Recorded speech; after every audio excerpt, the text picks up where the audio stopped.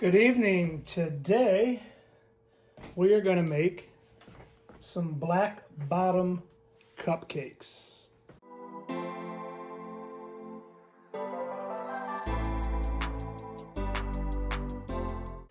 So to create a Black Bottom Cupcake, it has almost a chocolatey cake outside with a nice dab of cheesecake filling right in the middle of it.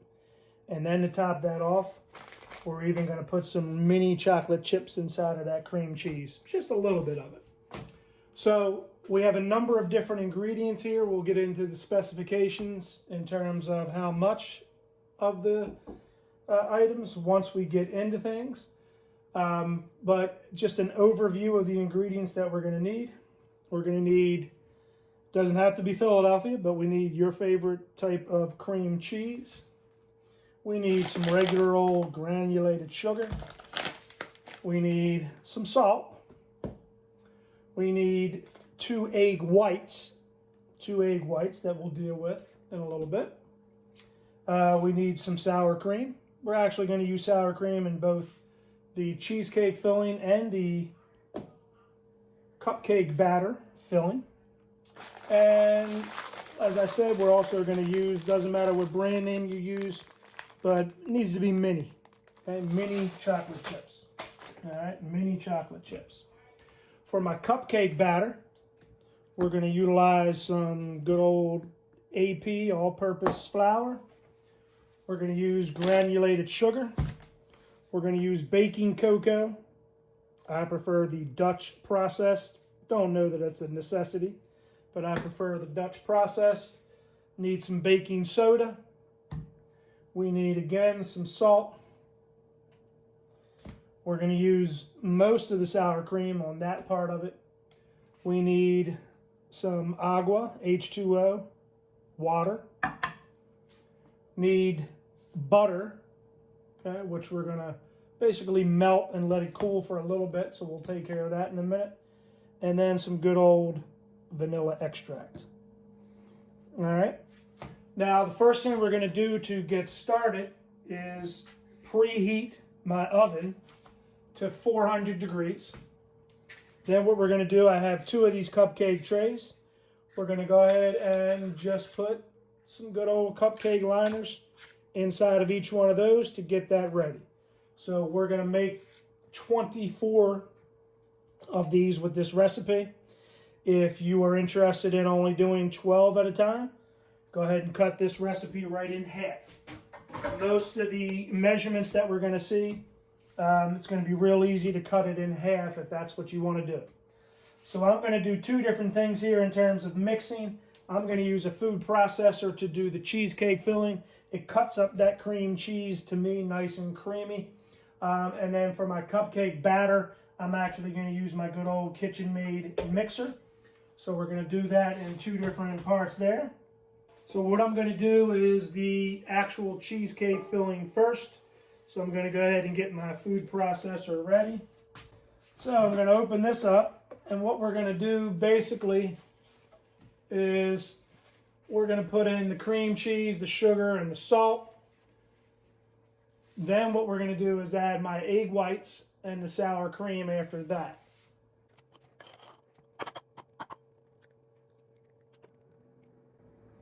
So I'm going to go back and forth a little bit here. I want to make sure I get as much of that egg white off of that egg as I possibly can, off of that yolk.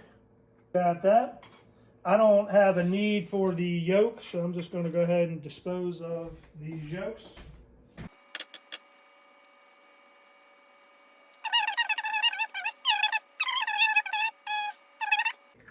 All right, so now we have our egg whites already separated.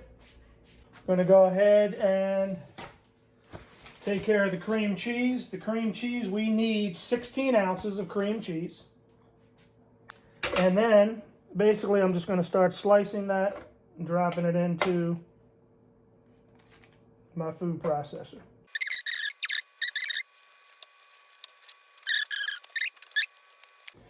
Do the world a favor and recycle all that you can, the cardboard, the foil, We all do our own little part. I'm not really worried about myself, but I am kind of worried about my children and their grandchildren for our future.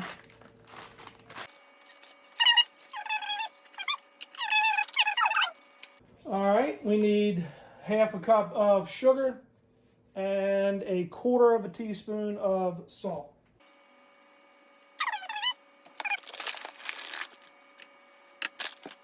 I'm going to close that up. And we're going to put that on and get it nice and smooth. We're looking for about 30 seconds. Pulse it just a little bit. Get this started. And once you start getting everything kind of laying down, I'm going to go ahead and put it on medium for about 30 seconds.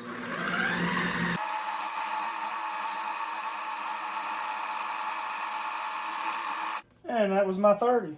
I'm counting in my head. You could do the same. Or set yourself a timer. Now what we're going to do is we're going to add in the sour cream. And we're only looking for, in this case, 2 tablespoons of sour cream.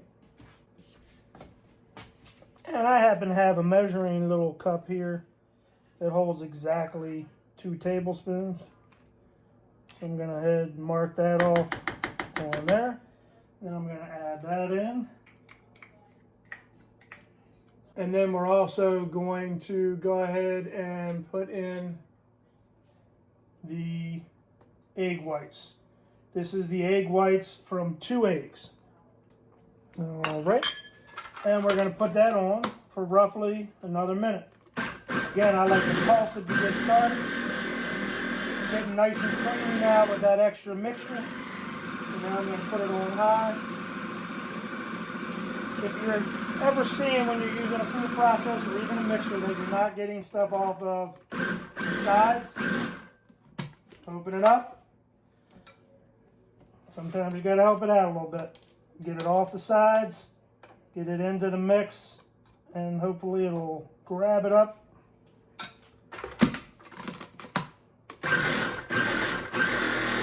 Yep, so now I think we got it all. Put that on, give it a good minute.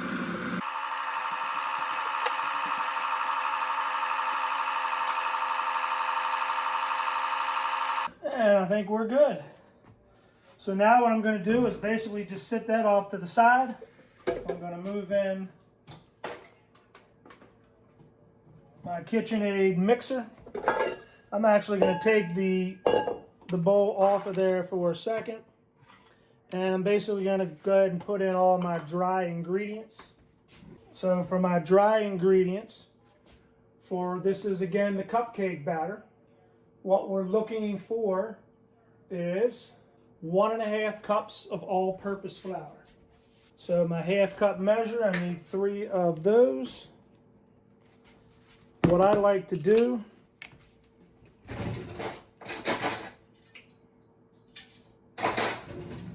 I take a butter knife,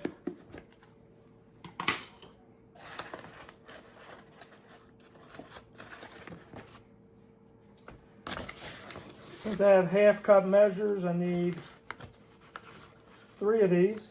So I like to just kind of gently press this down, compact it in, then level it off so that I have that level half cup.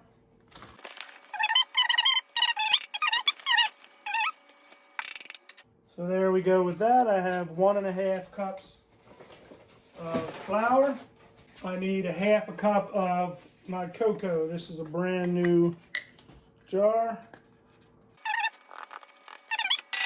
For the baking soda, what I need is 1 1/4 teaspoons. I need 1 1/4 cups of granulated sugar.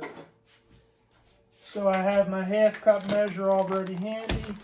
So I'm going to get 2 of those. And 1/4 cup. For my salt, for this, I need 1/2 teaspoon. What I'm going to do now is what I want to do is mix all these dry ingredients.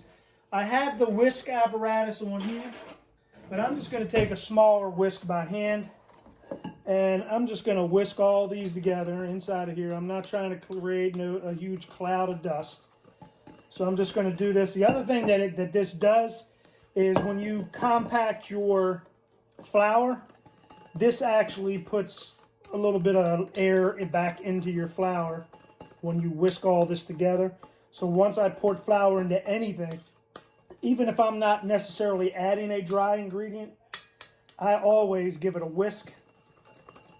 And then after I give that a whisk, just going to kind of move everything around and create a well in the center.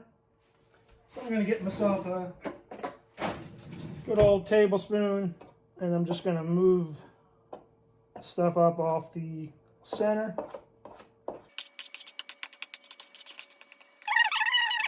So I just want to make a little bit of a well.